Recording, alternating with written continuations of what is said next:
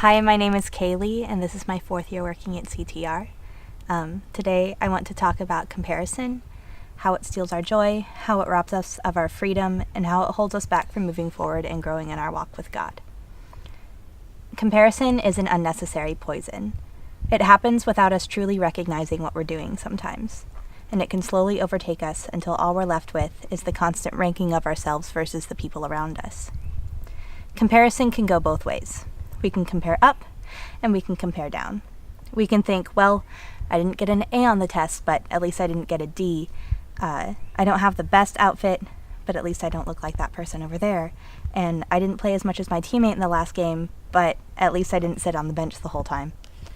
The problem with comparison is, and I know you've heard this before, is we compare our in-between moments with everyone else's highlight reel. The problem with this is you only see the parts of themselves that they want you to see. Social media is a big contributor to this and can cause a lot of unwanted comparison on both sides. We're quick to judge, but we're typically constructing our idea of perfect around one aspect of a person that we believe to be better than ourselves.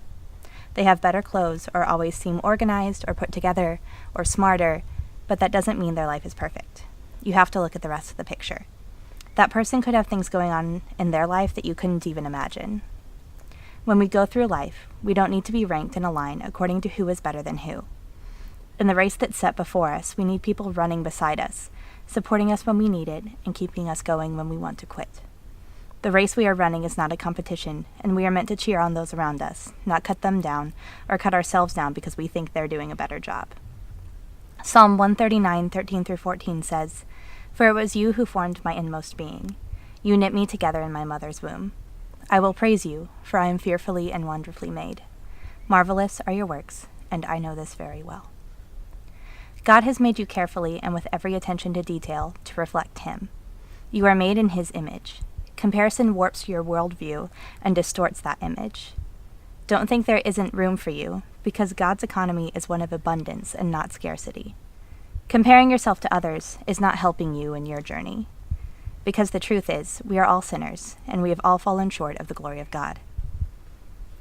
The last thing I want to talk to you about is Proverbs 4:23. Above all else, guard your heart, for everything you do flows from it. God asks us to guard our hearts, and that includes comparison. I want you to know that you don't have to expose yourself to the things you're trying to fight against. If you have a negative body image, maybe don't follow a bunch of models on Instagram. If you obsess over the amount of followers you have, maybe don't check that number for a while.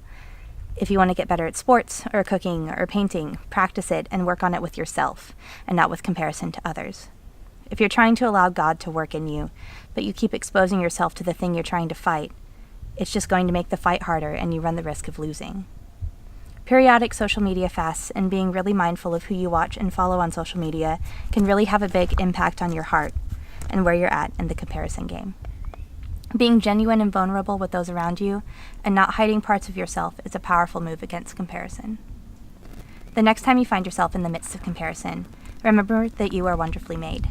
You are perfect in the image of God, and nothing worldly can change that.